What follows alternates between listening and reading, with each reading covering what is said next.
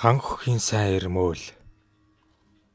Шилийн сайн ирмөөл нь үлгэр домгийн баатар биш. Үнэн бодит Бухихны овгийн бие хүн байсан бөгөөд 19-с 20 дугаар зууны цаг дээр одоогийн Увс аймгийн өндөр хангай цагаан архны залгаа нутгаар голдуу өвөрцээж хар хэрээр амьдарч байжээ.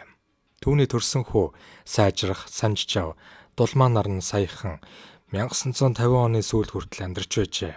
Өөрөө 1930-аад оны хүртэл амьд мэнд байсан байна. 90 сайн ирмөөл буюу мөнхөөлөд эмээллэж ундаг ганц сайн хүлэгмөр ижил сүлд саадаг хоёр үнэнээс өөр хогшил хөрөнгө гэж юу ч байсангүй.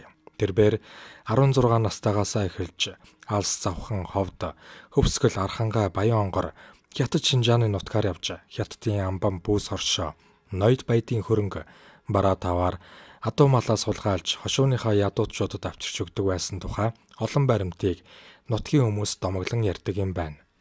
Ханхугийн уулын хошуунд лууг үний үед нохой жилийн зуд гэж нэг айхтар зуд болсон тухай олон мэдээлэл байдаг. Тэр зудын өвөл 90 сайн мөөл бусад 8 гэрийн хамт хангилцгийн хавцалд үйлчж байгаад зуданд бүх малаа дуусгахад ганцхан мөөлийн хээр морил ам голтой өргүүлж орж үлдсэн ач. Тэр айлууд хоол хүнсээ дуусаад аргагүй ирэхээр чарган дээр гэр орноо ачаад нохоо хөлөглөж их давааны урд салааны хамар дээр ирж айл амтан бараадас хийж өвөр газар руу дөхөж буцхаас нь одоо ч тэр газрыг 9 гэрийн буудал гэж нэрлсээр байдаг юм байна. Тэр үед луугун шилийн сайн ирмөөлийг дуудаж "За чи үнэхээр сайн ир юм бол өөрийнхөө хотайл 9 гэрийн хүмүүсийг наандаж тарууг зурам ичнээсээ цоортол цаандаж ноёны сүрэг таргалтал тураагаад хүлчгүй байж вэ" гэсэн үүрэг өгчээ. Тэр үед мөөлийн хээр морь өдөрт 3 өргүүлж босдог байсан бөгөөд мөөл энэ мориол тордож тэнхрүүлэхгүй болохгүй нь гэдгийг ойлгосноор хоньны сүүл хошног руу чихэж цайны шаар өгөх зэргээр юухан хийхнээр аргалж торгосоор байжээ. Тэгээд л мөнхөөлөө бүх айлуудын авдар савыг уудалж хоол хүнс юу үлдсэнийг нь судалж үзтэл нэг айл хоньны ганц хуйыг авдрандаа нууж тас тарсан байжээ. Мөнхөөлөө хэлсэн нь "Би энэ морийг аргалж хургалсаар өдөрт нэг өргүүлж басдаг болохын хамт та нарыг үл залгуулна. Та нар хоньны ганц хуяраа тэр олтол аргалж бай" гэжээ. Тэгтэл зарим нь "За ер нь мөөлийн өдөрт 3 өргүүлдэг морь тэнхрээд ганц өргүүлдэг болох. Тэгээд өргүүлтээ өөх гэж байгаа мориор явж зод болоогүй газраас хоол олж ирэх. Ёстой харганы ноос түүгээд эсхий хийн гихчи үлгэр байх та" гэж ярилцсан байна.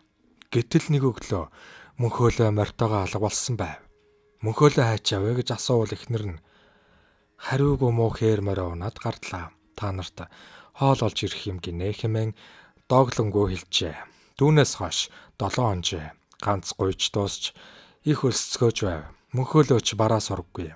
Түүний морь нь хаана очиж үхэж явгалсан бол гэж хот айлынх нь ярилцаж байв гин.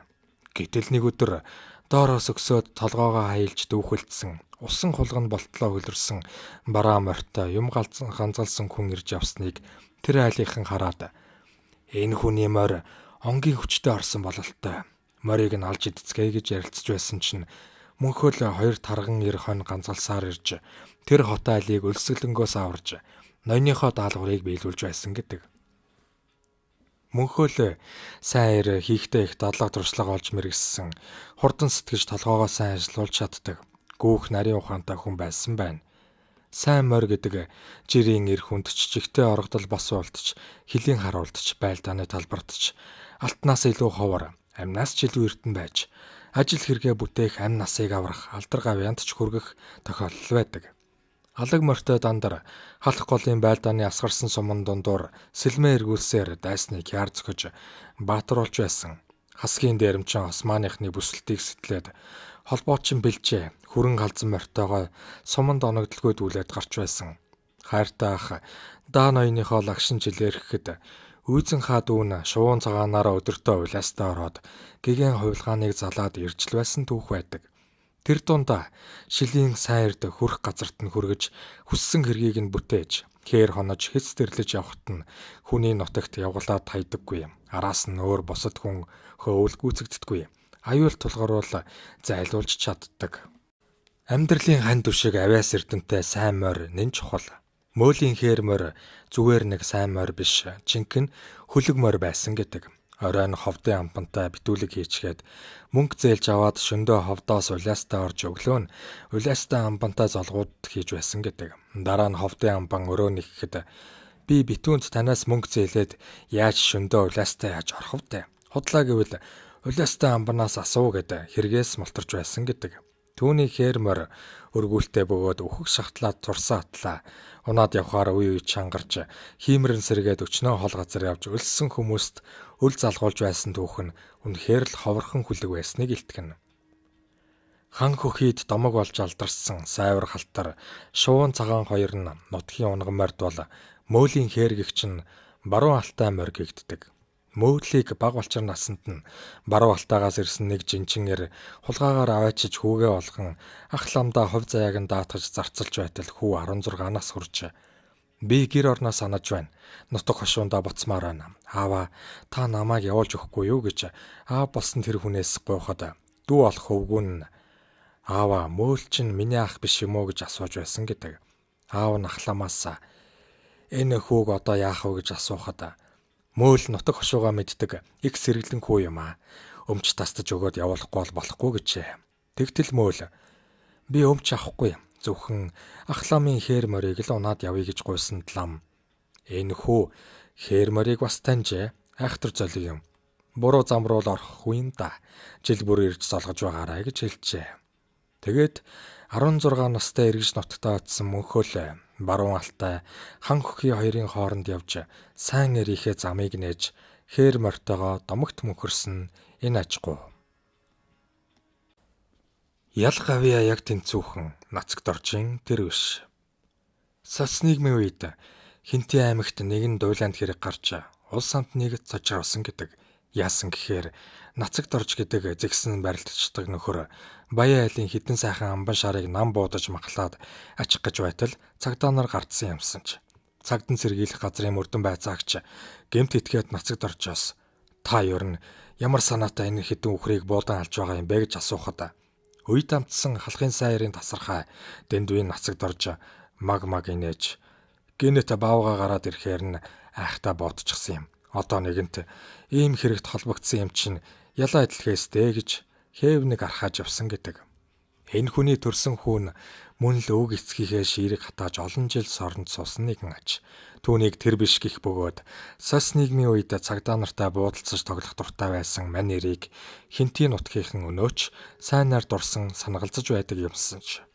Шоронгоос гараад эр хүн шиг сайхан амьдрандаа гэж хичээж авсан түүнийг 1998 онд мөнгөн мортын 20 ангиас гарч ирээд твдэж авахт нь Хинти Ньюс сурвалжлагч Ринчинд орж ярьслага авч үзэл бодлыг нь сонсч байжээ.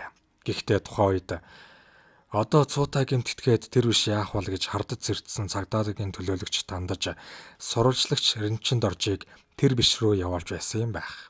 Ингээд тухайн үед нацагт оржийн тэр биш хэрхэн хөөрөлдөж байсан тухай сонирхуулъя.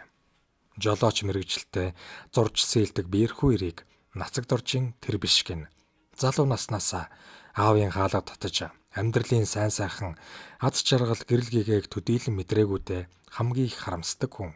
Хүн алчхаагүйч буу тавьдаг зуршилтай. Анх 16хан төгрөг хүнээс авсан хэрэгээр хоёр нөхрийнхөө хамт дээрмийн хэрэгээр ял сонссон тэрээр 5 удаа танхаан сэдэлтээр хэрэг үлдэж шүүхээр нийт 24 жил 8 сарын ял авч 21 жил 4 сарыг нь биеэр эдэлж нийт 49 жилийн ял сонсчээ. Өгүүлэх нь би залуу насндаа ухаан муутай явсан. Тэр бишээ. Чи архинаас л болоод байна гэж найз нөхөд маань олон удаа хэлсэн. Түүнийг ухаарахсгүйгүй мулгуу толгой. Миний анхных нь баг амч совлогч мэрэгчлээ хүн бий.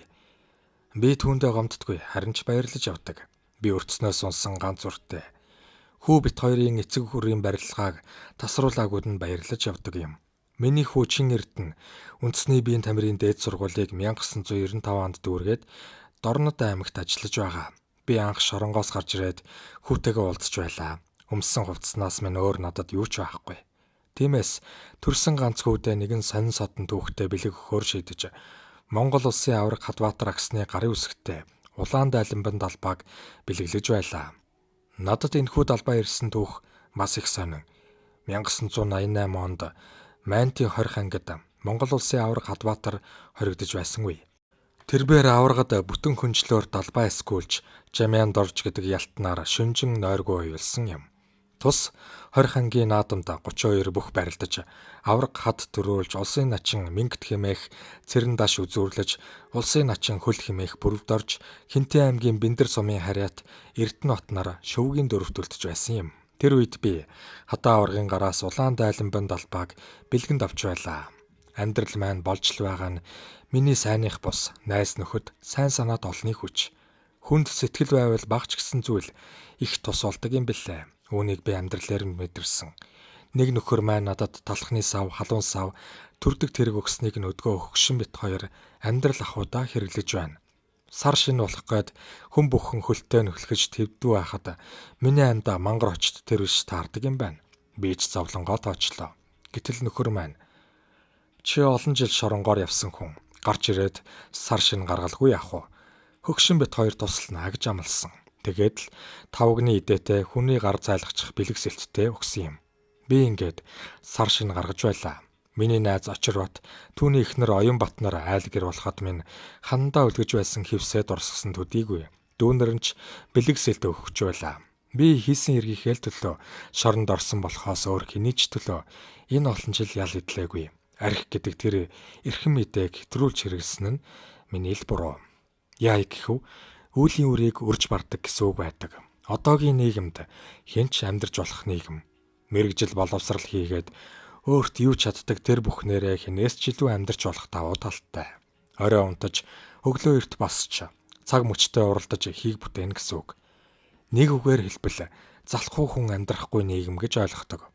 Анх шоронгоос гарахад найзын маань аав ээж хоёр чи нутаг явж аах вэ? Хэнийгээ гэж очих вэ? Аав ээж чинь таалалд өгсөн. Бид хоёр чамайг төрсөн хүүхдийнхээ адил бодож байна. Чамд гэр орон төхөөрж мал тасалж өгье гэдэг үнэн сэтгэлээсээ хандаж үлээ. Энэ сайхан сэтгэл гаргасан хоёр хөгшнийг би өөрийн аав ээжгээ хайрлаж явдаг юм.